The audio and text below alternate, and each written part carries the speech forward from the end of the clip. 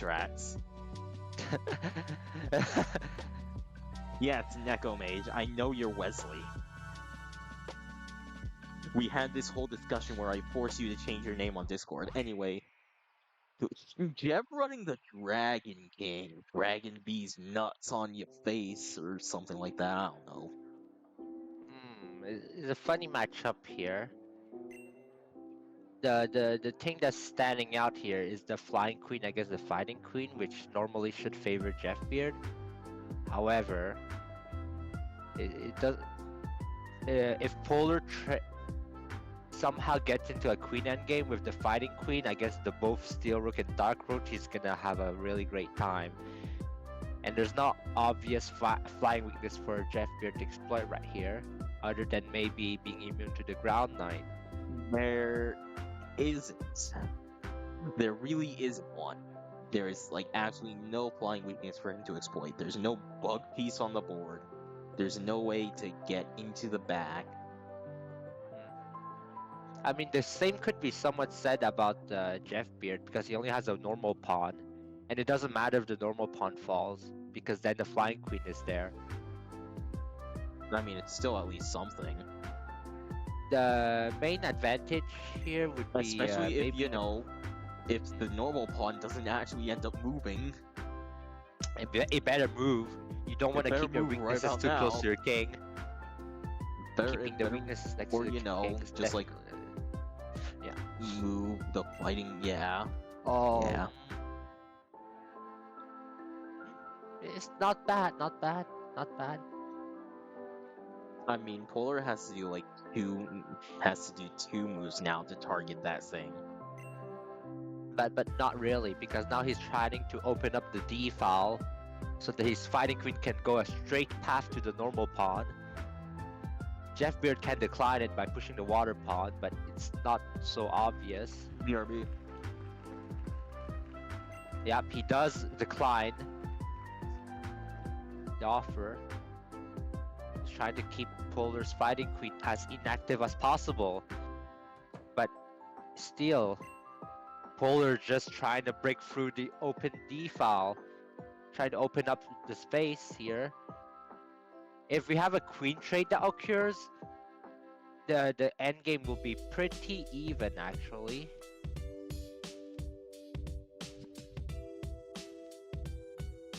And I think that Polar would actually like an even position as black, especially since he's the better player.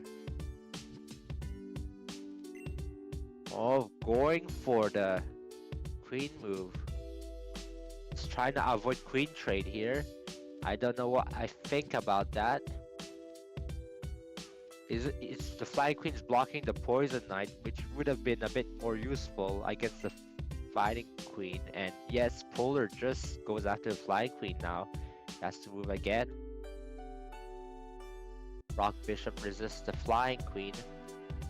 Not only that, it cramps down on the Poison Knight's development. So maybe he can trade it off at some point. Or maybe just keeping it there, hoping to induce some weakness from Jeff Beard.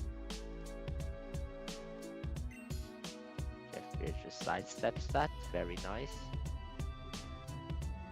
The water pawn is super annoying for Polar. It is blocking his Ground Knight from moving forward in a good manner.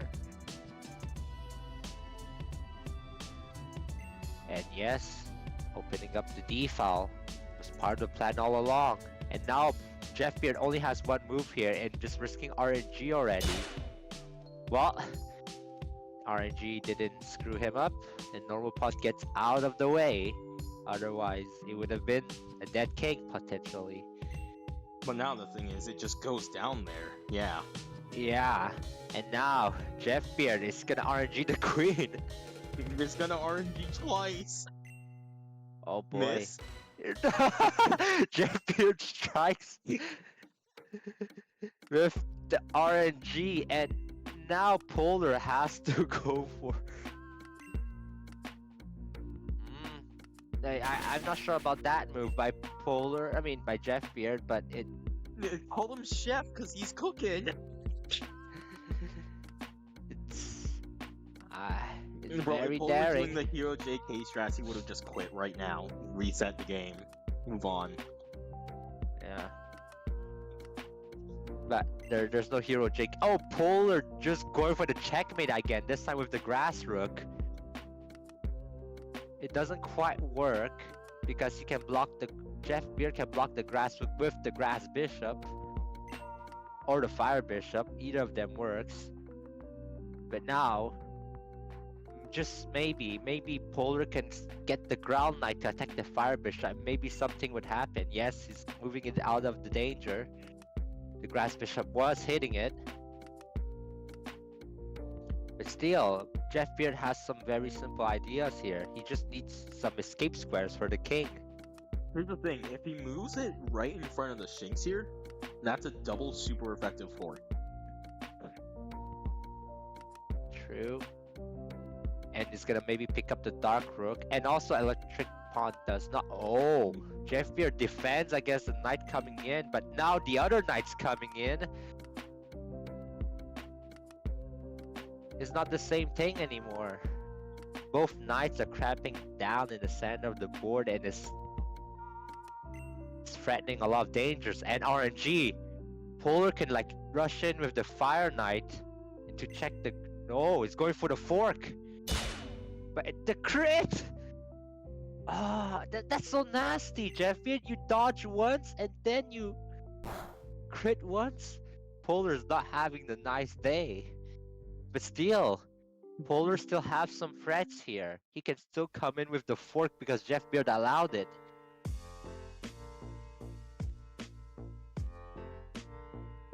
Unless he blocks the rock bishop. Yes, very nice move. The fork still comes in. The fire bishop has to get away.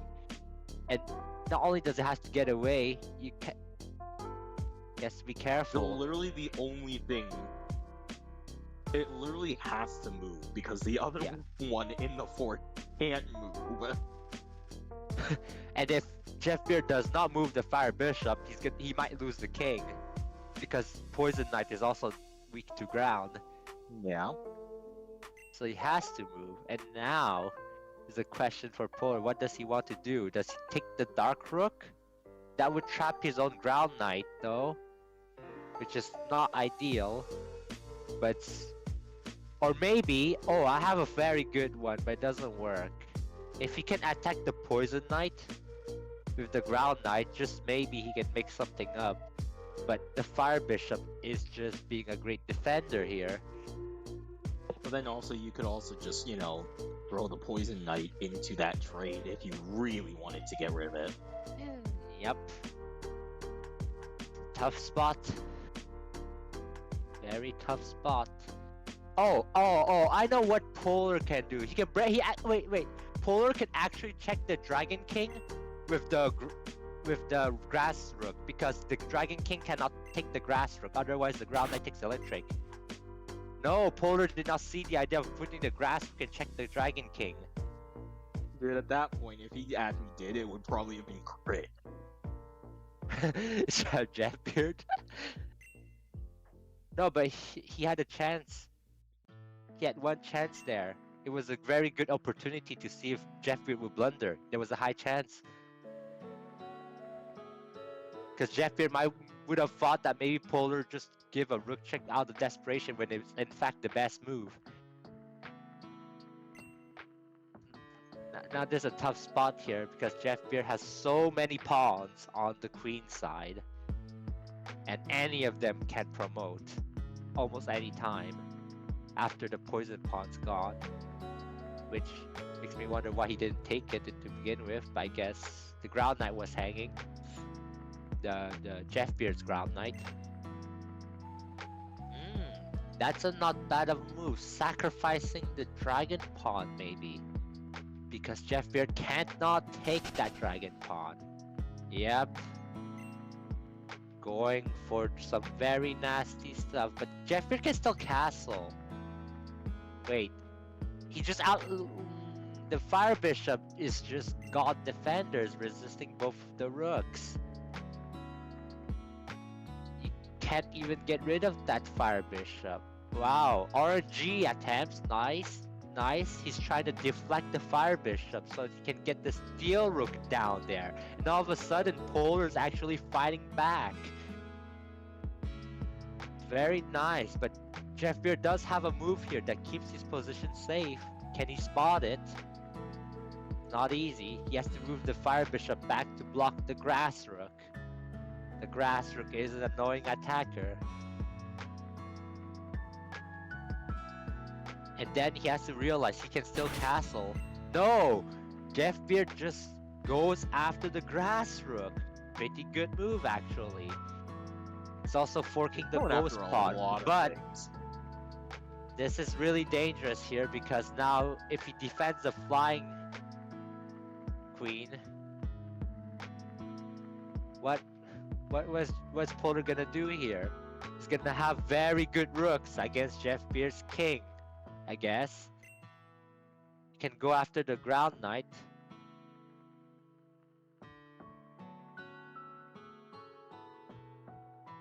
But then the Dark Bishop might be gone. And the Dark Bishop, they're equally good, so it's gonna be an equal trade. It's a tough spot. But Polar's up on time, and there's a chance that Jeff misses the Ground Knight on the Dark Bishop and loses the whole night, and he does! Polar gets finally a good RNG moment to pick up the Ground Knight from Jeff Beard. And all of a sudden, Jeff Beard, it doesn't feel safe at all. The Flying Queen is still a very good asset, but he has to protect his king. And the only good move here is no. What? Jeff Beard blocked with the Flying Queen and gets the good RNG. Polar is not Bishop. feeling good, man. Just take the bishop. Okay. No, but here's the thing. Now take the bishop. Jeff Beard was losing if not for the miss. Jeff Beard, what the hell, man? Now all of a sudden, Polar's getting checkmated. Potentially. Can't believe his insane luck. It's almost 3 times in a row. A crit, 2 misses. Only Polar's trying to run away, but he needs really good RNG here. Oh, Polar going for the... No, not enough. This is getting really hard for Polar here, and if I were Polar, I think that your only asset here is the Fairy Pawn being immune to Dragon King, but it's too bad. The Ground Knight is practically useless here. He's trying to run the king. Maybe one last good RNG attempt for Polar might just help him make a comeback. Who knows? But nope. Jeff Beard creates a wall. And the wall is stopping all of Polar's potential wins. Now the question is, does Jeff Beard know the endgame strategy? It doesn't look like it, but it is still a great position for Polar. Maybe he can distract the Flying Queen. Oh, Jeff Beard actually starting to push the Psychic Pawn. There's still one. There's actually still one last hope for Polar other than time. Just maybe he can get the Fairy Pawn. Oh, he deflected the Flying Queen. Now Polar's trying to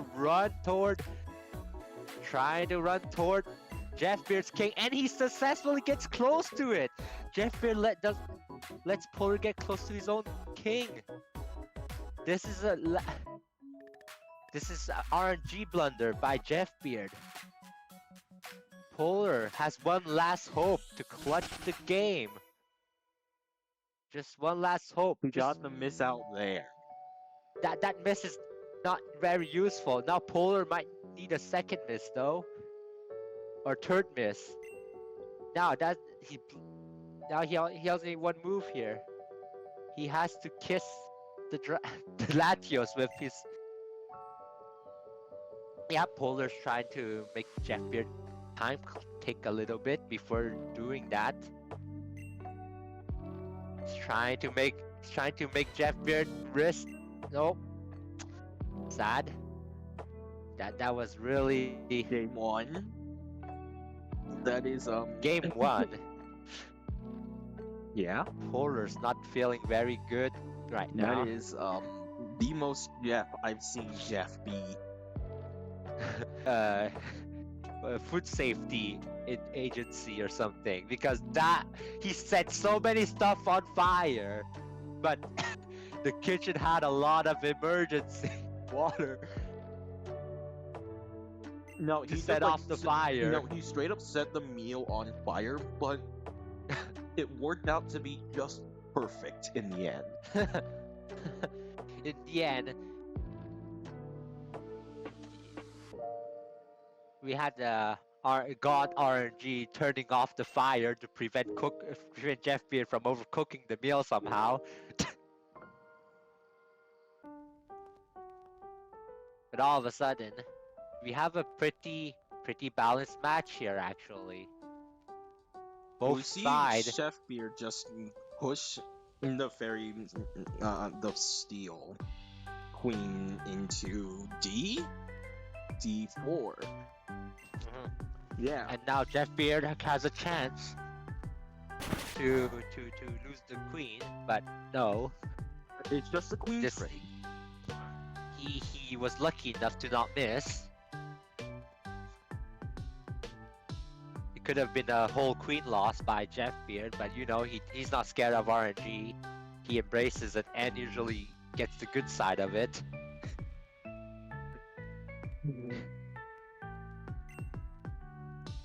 Funny spot to So be in Polar for. is now down a pawn.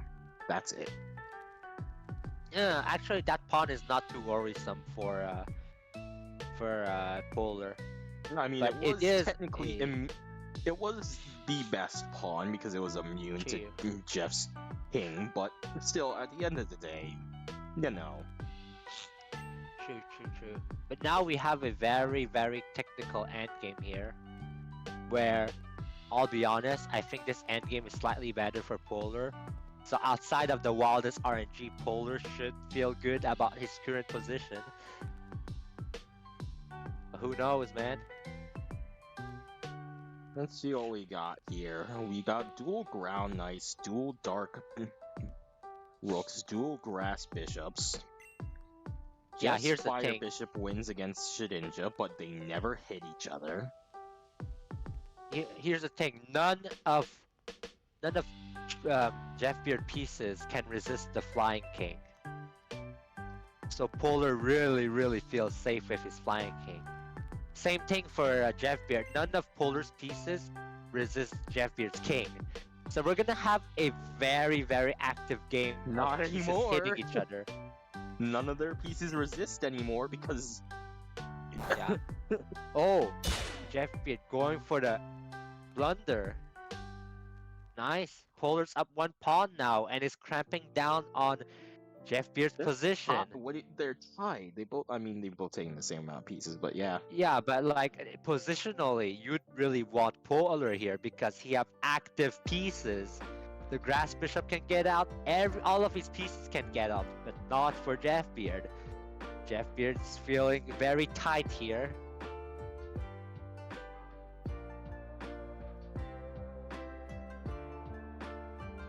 And also the Ground Knight isn't able to hit the Flying King.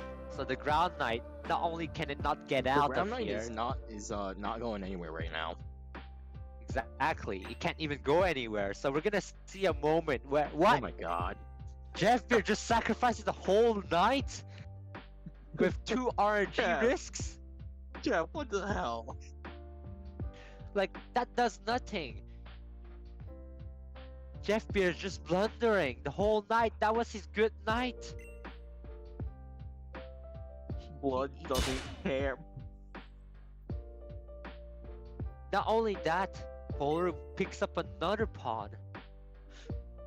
I would have honestly taken the other one as well.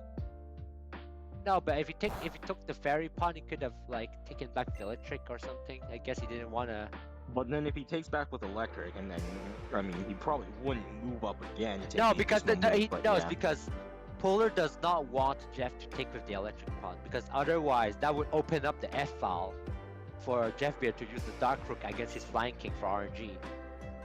He's trying to minimize RNG, knowing how scary Jeffbeard is at cooking RNG attempts.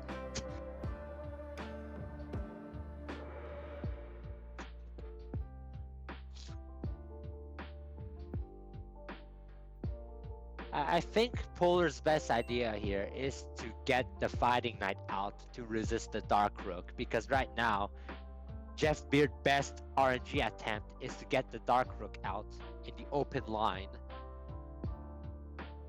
But he's gonna. I guess Polar's also getting the Dark Rook out. Jeff Beard, what the heck is that move? I guess it's trying to. It's just pushing a pawn here. I guess there's not a lot of good move here for Jeff Beard. He realizes how bad it is. And Polar's slowly improving his pieces, while Jeff Beard has no good plans here. now Oh, threatening knight with that knight is trade. offering a RNG. Does Polar decline? If I were Polar, I will decline this RNG attempt, because if you miss with your knight, then you're losing your knight. So you don't want to actually take that trade. Is as funny as it looks. But no, Polar risked RNG, hoping. But now he traded off his good knight for Jeff Beard's bad knight. So now the position's feeling a bit more equal than it was, although he is still up one whole piece and a pawn. He's still up Positionally. He's still up He's not the up a good knight. pawn, but it's not up a pawn, but like the position feels so damn tight. It feels like Polar's is up a pawn. Huh. Polar sacrificing the dragon pawn. That looks very risky. No, but the Fire Bishop cannot even hit the dragon pawn. Yeah, but if you're gonna crit miss, this is one good RNG moment. Wait! Polar's risking RNG for the crit. Oh, he didn't screw up now. Polar's completely winning. Jeff Beard's unable. He's not gonna win with only a Fire Bishop. He should know this. There's also no RNG attempt. The Ghost Pawn is immune to normal pawn. Now Polar can only slowly improve the position and beat Jeff Beard. The Ghost Pawn is now a passed pawn. There's no way for Jeff Beard to win this outside maybe RNGing the Grass Bishop with the Fire Bishop.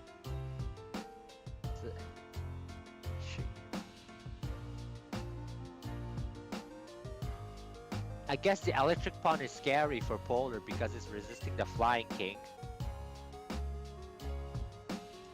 Yeah, and Riolu can't move up because Solosis is there. Still. It's still not easy, but it's not hard either.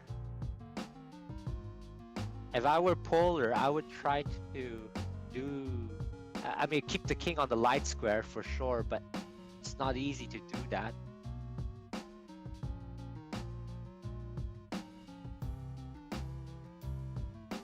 Just maybe I would push the poison pawn if I were Polar here, try to get rid of the electric pawn, because the electric pawn is annoying. It's not easy. No. Why do that? Well, it's a pawn blunder, what I just thought, but it's good to trade off the electric pawn. It's too good. Wait, Jeff Beard blunders? No, wait. No, the Fire Bishop just barely defends the electric pawn. This is really daring, I'd say. Very daring. You can take that with Fighting Knight. Jeff No, takes because with Bishop, then Yeah. you trade Bishops, and now you're just in the pawn endgame. Yep. And this pawn endgame is favorable for Polar. Because he's got one that's But- completely free over there. But the biggest issue with all that trade is RNG. And I'm not sure Polar wants that much RNG in this endgame. Nah, Oh, he actually isn't he scared of took it. RNG. If Jeff Beard crits, it might be over for Polar or misses. Oh, Polar going for the good end game. He's been Oh my lucky god. enough. We have a pawn race here where Polar's completely winning because the Flying King and the Ghost Pawn is gonna turn the tide unless Jeff Beard moves his king toward his king, for which still not easy. If I were Polar here, yep, that's a decent looking move. Because now Jeff doesn't have too many moves. Burn some turns by pushing poison and psychic pawn up.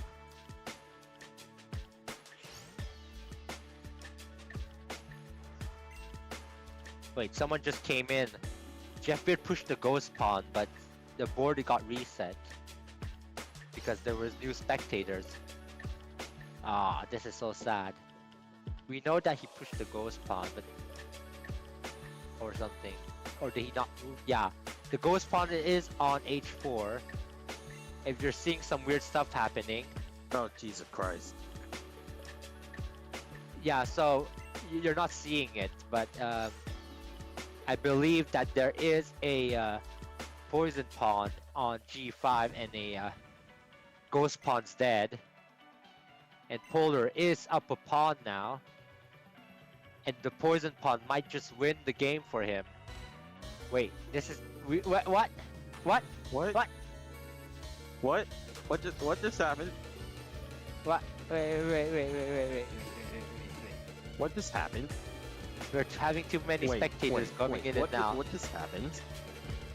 Polar has to tell us what the heck's happening. That king and pawn endgame was winning, and then... What? Bruh. What just happened? Polar, tell us what happened. I got RNG 2 games in a row. Why did you move? no, did you move your king toward his king? What?